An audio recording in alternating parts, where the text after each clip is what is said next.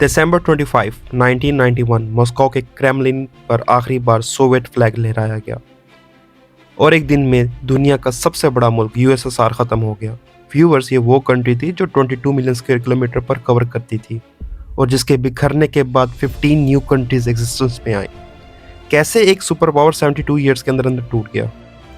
USSR की story start होती है 1917 के अक्टूबर रेवोल्यूशन से, जब बोल्शेविक्स ने पावर ली और 1922 में 4 रिपब्लिक्स मिलकर एक नया यूनियन बनाया। बाद में ये 15 रिपब्लिक्स कंट्री बन गए। लीनिन के बाद स्टालिन ने इसे एक टोटलिटेरियन स्टेट बना दिया।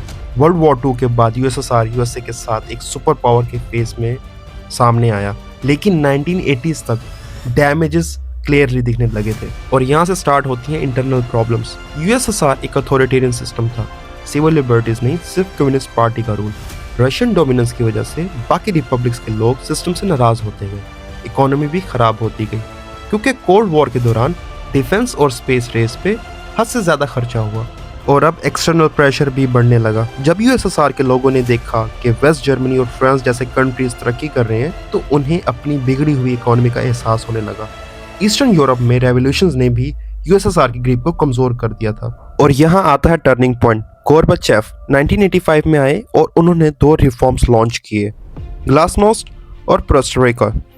पॉलिटिकल ओपिनियंस हुई, सेंसरशिप फ्रीडम मिला, इकोनॉमिक रिफॉर्म्स हुए, प्राइवेट बिजनेस को अलाउड किया गया, लेकिन रिजल्ट उल्टा निकला। शॉर्टेजेस, रैशनिंग, फ्रस्ट्रेशन, पुराना सिस्टम गिर गया, नया सिस्टम अभी तक बना ही नहीं था। और यहाँ आता है 1989 में रेवोल्यूशन।